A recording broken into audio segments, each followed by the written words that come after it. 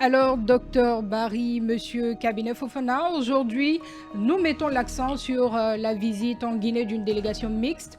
CEDEAO, Nations Unies, nous sommes d'accord que cette visite s'inscrit dans le cadre de... En tout cas, elle consiste à suivre de près l'évolution de la transition dans le pays.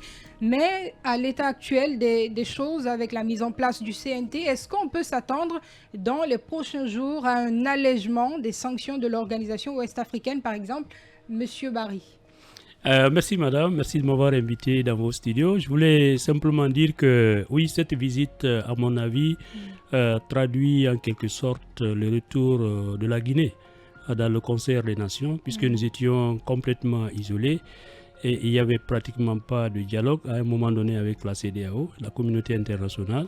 Et je pense que cette mission est venue voir sur le terrain les progrès qui ont été accomplis justement dans le cadre du retour à l'ordre constitutionnel, puisque vous savez, à un moment donné, à ce qui avait été posé comme jalon pour commencer à construire petit à petit le chemin menant à ce retour à l'ordre constitutionnel, c'était la mise en place du CNT, donc qui est le Conseil national de la transition, organe législatif pendant cette transition. Bon, il est important pour la CEDEAO justement de venir voir qu'est-ce que finalement elle peut faire pour nous accompagner à sortir de cette transition et de la façon la plus réussie possible. D'accord. Important pour la CEDEAO de fouler le sol guinéen pour suivre de près l'évolution de la transition, sauf quand, en plus des échanges avec le ministre des Affaires étrangères, du PM, le FNDC, l'on s'attendait quand même à une rencontre entre ces émissaires et la classe politique, mais très malheureusement, ça n'a pas été le cas.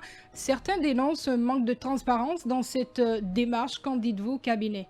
Oui, ça a été quand même quelque chose qui a étonné plus d'un parce que la mission avait dressé un certain nombre d'acteurs qu'elle devait rencontrer, dont les partis politiques. Et sur la fiche des rencontres, il était prescrit l'ANAD, le RPG, et l'UFR et d'autres, une quatrième entité avec lesquelles la mission devait échanger. Donc, on a vu dans le compte rendu que cela n'a pas été fait. Et même dans le compte rendu de la mission, il n'a pas été fait mention qu'elle a rencontré le FNDC, alors même qu'elle avait bel et bien rencontré le FNDC sur la base. Nous avons vu les images. Exactement, mais dans le compte rendu, elle ne dit pas avoir rencontré le FNDC. La question principale est de savoir est-ce que le chronogramme, l'agenda a été biffé? Est-ce que c'est sous la pression de la junte ou du gouvernement qu'on n'a pas voulu rencontrer les partis politiques du fait aujourd'hui de la contradiction profonde qu'il y a entre certains leaders de cette classe politique-là?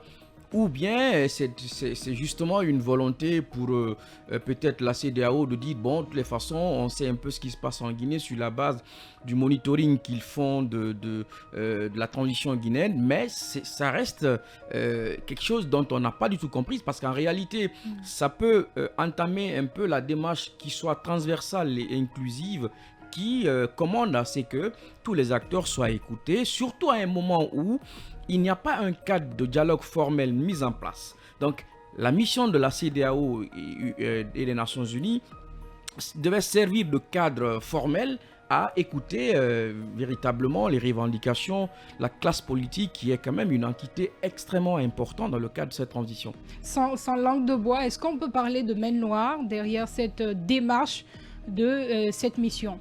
Non, je pense que c'est en fait la résultante de la communication du ministre des Affaires étrangères à la RTG. Ce qu'il a dit que cette fois-ci, la mission ne devrait rencontrer que le ministre, lui, donc le ministère des Affaires étrangères, le Premier ministre, le CNT.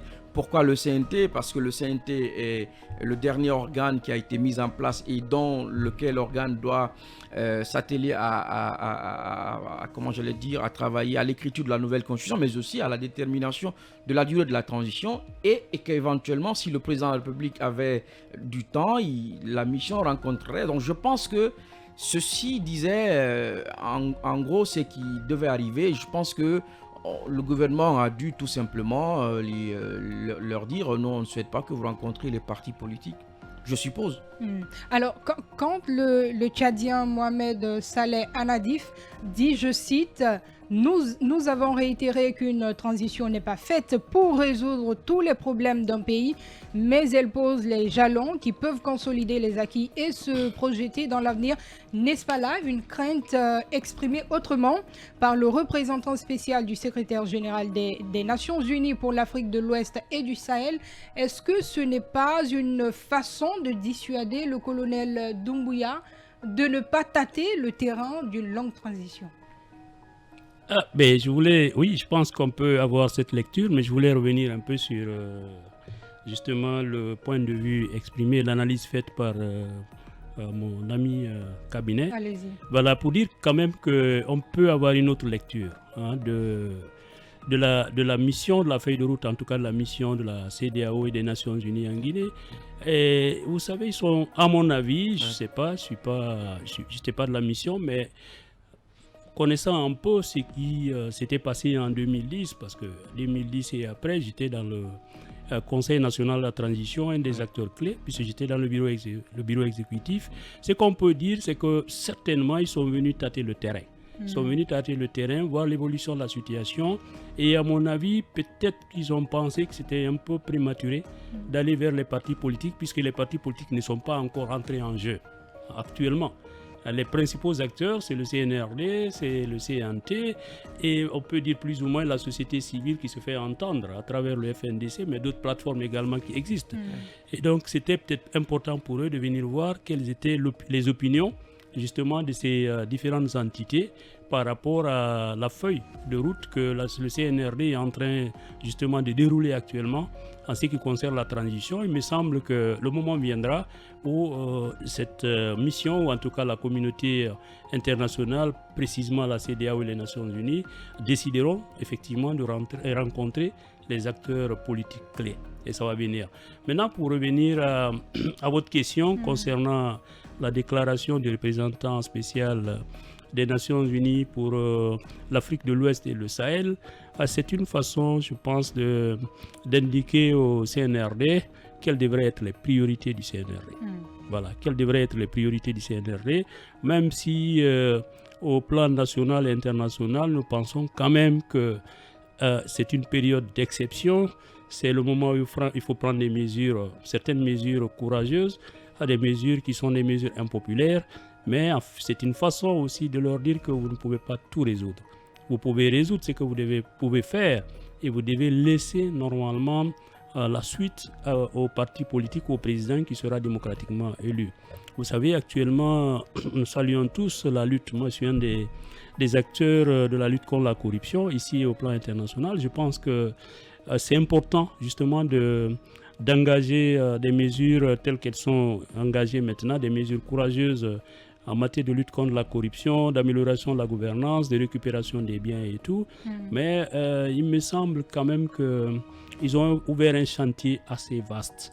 Et donc cela va certainement demander du temps. Je me souviens lors d'un de mes passages ici, j'avais dit oui, c'est bon de travailler sur les audits, c'est bon de lutter contre la corruption, c'est bon de récupérer les biens de l'État, mais il faut que ce soit circonscrit dans le temps. Et actuellement, on a l'impression que pratiquement tous les dossiers sont mis sur la table depuis l'indépendance jusqu'à nos jours. Quand vous prenez la récupération des biens, quand vous prenez la lutte contre la corruption d'une manière générale, c'est tous les dossiers qui sont remués. Et bon, attendons de voir quelle va être justement la vitesse avec laquelle le CNRD pourra gérer tout ça. D'accord. Je pense par exemple, peut-être pour aller dans le même sens que Dr Barry, cette invite des Nations Unies rejoint un peu la même chose, peut-être même si le ton n'était pas quand même, la tonalité n'est pas la même du président Bazoum. Lors d'une interview avec JA, il a dit qu'il faut se défaire un peu de tous les concepts vastes de refondation, de CISA, et de se focaliser spécialement sur un certain nombre de choses. Et je crois que c'est une invite qui devrait être écoutée parce que le travail d'un État, c'est vraiment la question de la continuité. Il ne faut pas avoir plusieurs chantiers à la fois, comme l'a dit le docteur. Vouloir faire beaucoup de choses, on risque de ne pas assez bien faire, et puis parce qu'in fine, on ne sera pas jugé à l'aune de la capacité qu'on a eue à pouvoir savoir qu'est-ce qui a été fait avant, mais c'est plutôt les actions qu'on a mis, les actions de mitigation et des actions promotrices, quoi. Est-ce qu'on peut par là dire, sans risque de se tromper, que ces deux institutions craignent que la Guinée ne reproduise la procédure du Mali? Non, je pense qu'aujourd'hui, il y a une évidence, c'est que la CEDEAO ou la communauté internationale de façon générale est devant trois situations différentes. Oui. Donc, il y a une nécessité de travailler au cas par cas, et au Mali et au Burkina, il y a la question sécuritaire. En Guinée, il n'y a pas la question sécuritaire, mais il y a d'autres problèmes. Et je pense que l'approche singulière, l'idée de travailler à chaque transition, est celle en réalité qui commande un peu l'action de la communauté internationale. C'est pourquoi c'est pas assez prudent de penser qu'on a donné 3 ans par exemple par là, ou on a donné 2 ans ici. C'est pas véritablement la même chose. Et je crois que nous sommes, comme le président Mamadi lui-même il a dit, il faut travailler à ce que cette transition soit la dernière. Et pour ce faire, il y a des actions à mettre en place, et puis celle-ci devra normalement se fait dans le temps, et que l'on ne se fixe pas l'objectif de tout faire alors même que l'État étant une continuité, et puis un gouvernement civil légal est beaucoup mieux indiqué à faire ces efforts-là. Alors, messieurs, parlons à présent de la Banque mondiale